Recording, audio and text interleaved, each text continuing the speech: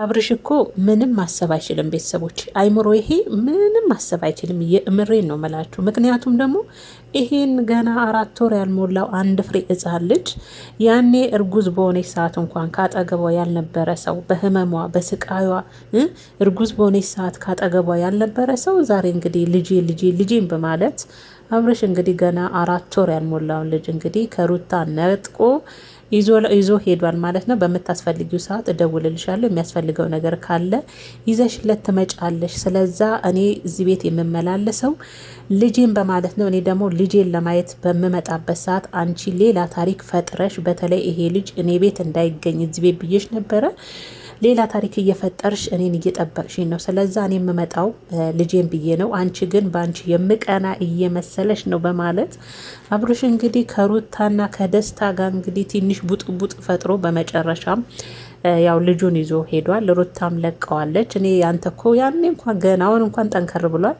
ትንሽ እንኳን ሆኖ ከእጄ ላይ ለመመንጨቅ ያሰብክ ሰው ስለሆን የጭንቅላት ስለማስብ አሁንም ልጄ እንዲጎዳብኝ ስለማልፈልግ ይዘከው ሂደ። እንዴት አድርጌ እንደምቀበልህ ታያለህ።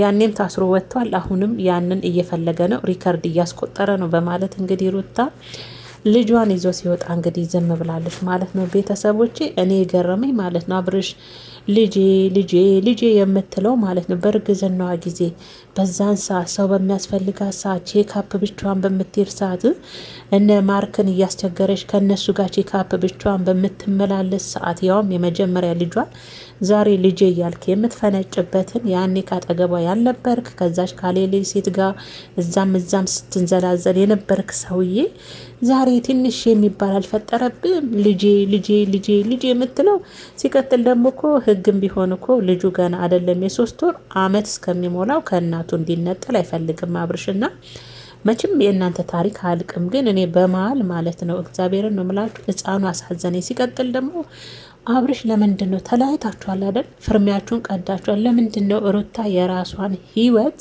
እንድትኖር ማትፈቅድልህ? ለምንድን ነው አልቀናም ትላለህ? ስለምትቀና አይደለ እንዴ?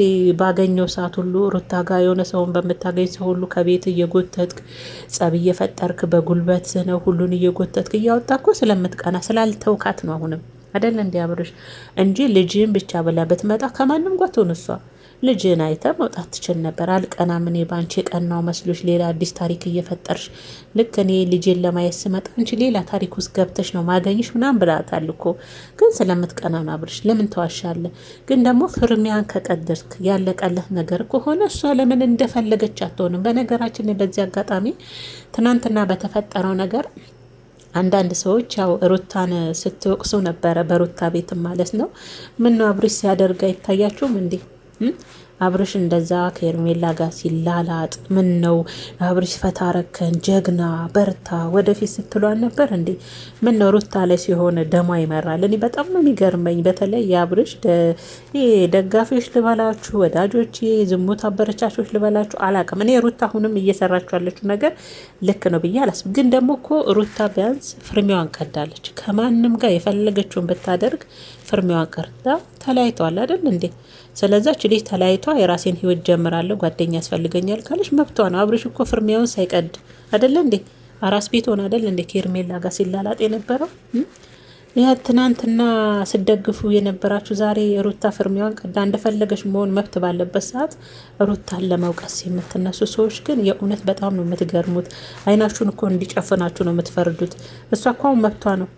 እናት መሆን ደግሞ ይሄናል ላይፍ እንዳትኖር የሚገድባት ነገር የለም። እናትነት ክብር ቢሆንም ግን እኔ አሁንም ሩታ የምትሄድበት መስመር አብርሽን ለማብሸቅ ነው። አሁን ትናንትና ያዘጋጀችው ፕሮግራም አፉፋው ራሱ ልብ ብላችሁ ካያችሁት አፉፋው ራሱ ለሷ ወደ ቤት ወደዚህ ወደ አብርሽ ቤት በምትመለስ ሰዓት የተዘጋጀበትን አፉፋ አምጥታ ወዲያውኑ የሆነ በመብራት የሚሰሩ ሻማዎችን አደረገችና እሱ ሲመጣ እሱን ለማብሸቅ ነው እንጂ ትክክለኛ አይደለም። የሁሉ ያደረገችው ሩታ ግን ደግሞ ያው ደስታ ብዙ ትወናውን አይችልም። እነሱ እያነቁትም ይወጣሉ። እሷ እንደምትፈልገው እንደውም አልሆነም ደስታ እንጂ ሩታ በሽር ለማብሸቅ ነው። ግን ደግሞ እንደዚህ የብሽሽቅ ህይወት ያስጠላል፣ የእውነት ያስጠላል። በዚህ አጋጣሚ ህፃኑ ያሳዝናል። ሎለ ህፃኑ በጣም ነው የሚያሳዝነው። ዛሬ አብርሽ ይዞት ሄዷል እንግዲህ አፍንጫን ይዤ እንደምቀበል ታውቃለህ፣ አልጓተትም ልጅ ይጎዳብኛል፣ ይዘህ ሂድ ብላን የለቀቀችው ማለት ነውና በዚህ አጋጣሚ ያው የሩታንና የአብርሽን ቪዲዮ የምታዩ ወጣቶች በሙሉ በትዳር ላይ ተስፋ እየቆረጣችሁ ነው። ብዙ ኮሜንት አነባለሁ እና የሩታንና የአብርሽን ትዳር ሲታይ ትዳር ያስጠላል የምትሏላችሁና አይዟችሁ። ሁሉም እኮ እንደዛ አይደለም ቤተሰቦች። እነሱ ምናልባት የራሳቸውን ስራ እየሰሩ ነው። ያው ትንሽ መቋጫ አጣ እንጂ ድራማም ይሆናል እንጂ እኔ እኮ አብርሽ ልጁን ራሱ እኮ ይዞት አልሄደም። እኔ በር ላይ ነው፣ በኋላ ተመልሶ ይገባል። ያውቃላ። ይሄ እነሱ ረዘመ የተራዘመ የተንዛዛ ሆነ እንጂ የእውነት ለመናገር ተስፋ ትቁረጡ ለማለት ነው። እና አብርሽ በጣም ማሰብ እኮ አይችልም። የእውነት ማሰብ አይችልም እኮ ድፍን ነው። እግዚአብሔርን እስቲ አሁን 4 ወር ያልሞላው ሕፃን ልጅ ከእናት ተነጥቆ ይወሰድ? ምኑን ሊያጥባው ነው? የሚገርመው ማለት ነው ቢሆን ራሱ ማለት ነው። እና የሩታና አብርሽ ነገር ያው ተንዛዛ፣ ረዘመ፣ ተመልካችም ሰለቸ። እኔ ራሱ ሰለቸኝነት ለመናገር እግዚአብሔርን የሆነ ነገር አዲስ ነገር ጥሩ ነገር ሁለቱም የየራሳቸውን ህይወት ጀምረው ደግሞ ጥሩ ነገር ቢያሳዩን ደስ ይለናል። ሁሌ አንድ አይነት ህይወት ተመልካችም ይሰለቻል በጣም።